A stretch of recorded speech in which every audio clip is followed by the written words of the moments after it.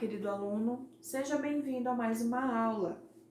Bom, na aula de hoje, dando continuidade aos reinos que a gente estava estudando ainda em sala de aula, a gente vai dar início ao reino vegetal, que também é conhecido como reino metáfita.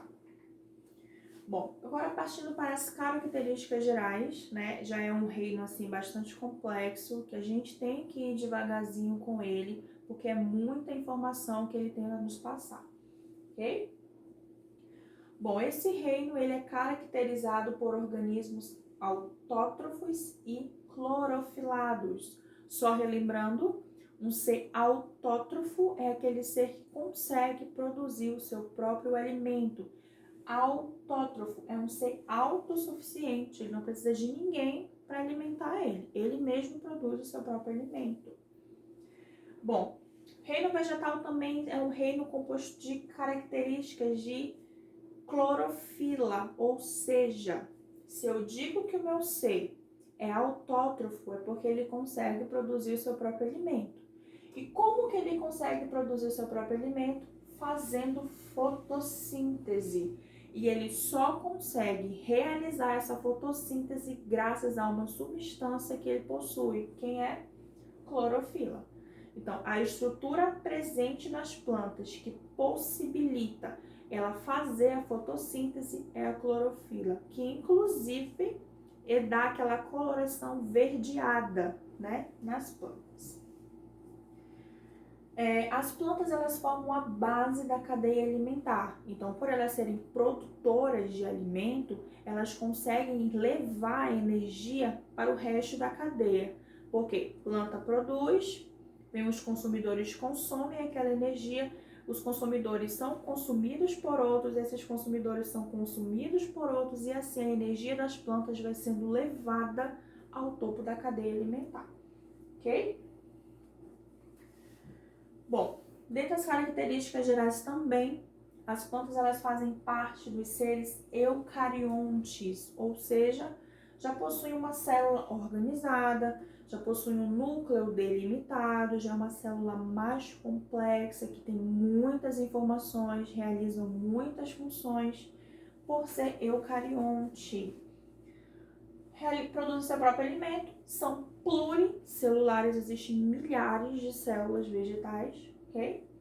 E essas células são formadas por três características, três substâncias: vacúolos, cloroplasto e celulose. A gente vai caracterizar eles mais para frente.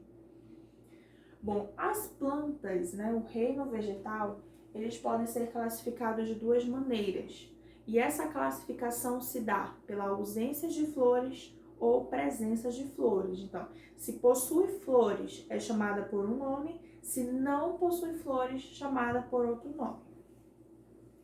São chamadas de criptógamas, absorvam e gravem bem esses nomes, tá bom? Eles vão acompanhar a gente ao decorrer do estudo, tá? São chamadas de criptógamas as plantas que não possuem flores. Então, não possuem flores, criptógamas, ok? Já as plantas que possuem flores, elas possuem o nome de fanerógama, tá bom? Então, não possui flores, criptógamas, possuem flores, fanerógamas. Partindo agora para a estrutura das plantas. Geralmente a gente sabe que a planta tem raiz, tem caule, tem folha, mas nem sempre a gente sabe a função exatamente daquela estrutura, tá?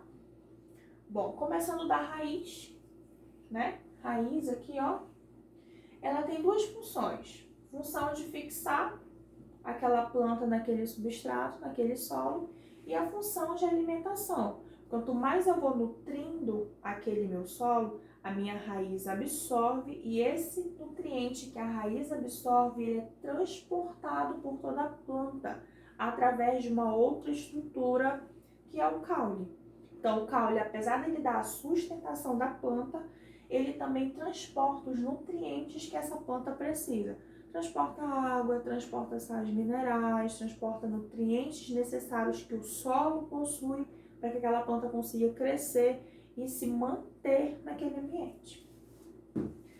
Folhas. Como eu falei, folhas possuem uma estrutura chamada cloroplasto, uma substância que dá a coloração verde. E por ela ter essa substância, ela consegue realizar a fotossíntese, né? Absorvendo a energia solar. Então, função das folhas, fotossíntese.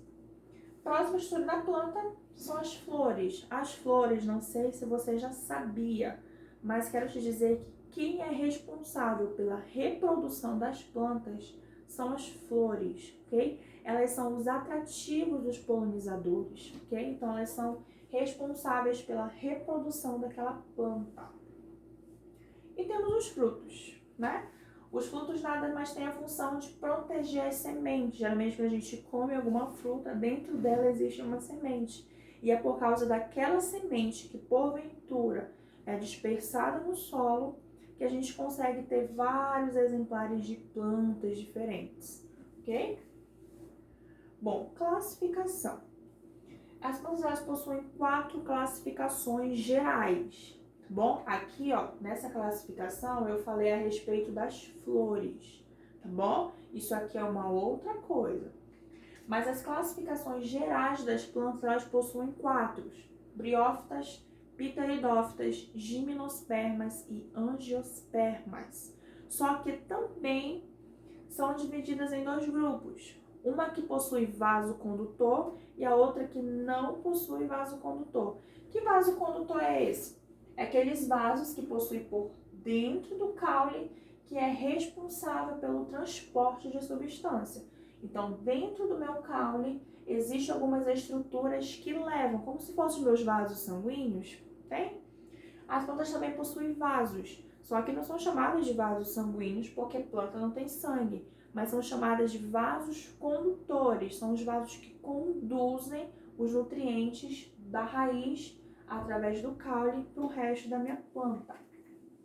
Então, plantas vasculares, ou seja, as plantas que possuem vasos condutores, existem 3 tipos: pteridófitas, gimnospermas e angiospermas. Porém, dos 4 grupos, existe um que não possui vaso condutor. A gente vai estudar sobre cada uma dessas plantas, a gente vai ver o porquê que ela não tem vaso condutor.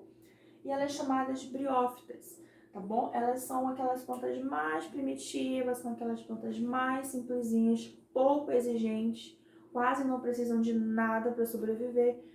Então, esses vasos sanguíneos, esses vasos condutores, nem fazem falta para ela, bom? Então, classificação, existem 4: briófitas, pteridófitas, gimnosperma e angiospermas. Na aula de hoje a gente para por aqui, para não acumular muita informação, e na próxima aula a gente vai estudar cada uma dessa classificação, ok? Espero você até a próxima aula.